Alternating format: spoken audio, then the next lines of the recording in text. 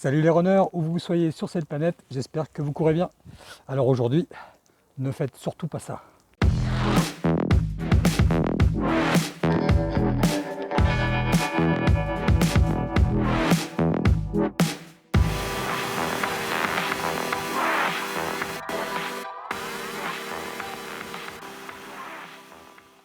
Alors voilà, moi ce que j'aurais souhaité aujourd'hui aborder comme sujet, c'est un petit peu ce que je vois au quotidien quand je vais commencer à courir.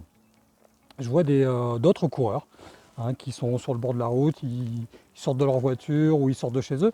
Ils ont leur petite montre GPS là, et puis ils attendent que le satellite les capte. Et puis dès que c'est bon, blém blém, hop, paf, ils se mettent à courir et c'est terminé. Alors ils sont en allure course dès le départ. Voilà. Donc pas d'échauffement. Donc ils partent soit à fond de balle ou presque, en tout cas ils sont en allure course, ils sont en allure, ils vont tenir cette allure du début jusqu'à la fin. Donc ça c'est quelque chose qu'il ne faut absolument pas faire. Toujours penser à un échauffement, toujours à peu près facilement 20 à 25% de votre temps de course, vous allez le consacrer d'abord à l'échauffement. On part au petit galop, on fait quelques petits éducatifs, talons-fesses, etc. si vous voulez. Mais en tout cas, partez lentement. Partez lentement, vous allez apprécier après, lorsque vous aurez terminé cette petite partie d'échauffement, les 25% du temps, de pouvoir ensuite passer sur votre séance.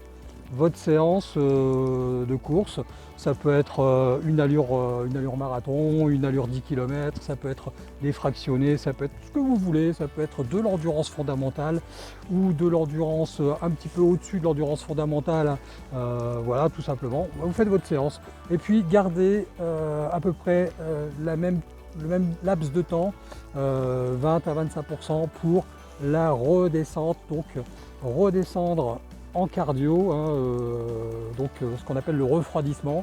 Ça c'est important parce que c'est pendant cette période que vous allez brûler énormément de calories, parce que le corps continue à s'activer. D'ailleurs, je ne sais pas si vous vous rendez compte, mais quand vous arrêtez de courir d'un coup, sans période de refroidissement, vous avez hyper chaud, vous dégoulinez de partout et ça devient vraiment énorme. C'est la chaudière, c'est le corps, c'est une chaudière, et la chaudière elle a une inertie.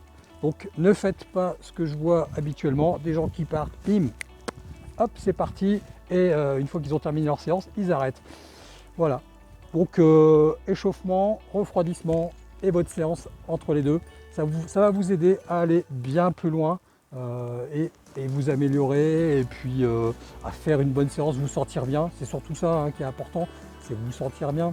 On ne se sent pas bien quand on part trop vite, on a le cardio qui monte, on a le souffle court, on a les jambes qui commencent à se raidir, on n'est pas bien.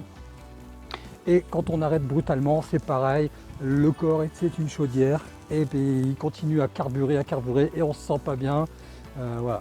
Donc pensez à ces périodes de montée et ces périodes de descente. Donc c'est le conseil que je vous donne. Maintenant, vous avez peut-être d'autres pratiques, d'autres points de vue là-dessus. Moi, je serais curieux de voir ce que vous en pensez là dans la zone commentaire. Mais en tout cas, mes amis, où que vous soyez sur cette planète, courez comme vous êtes. Allez, ciao!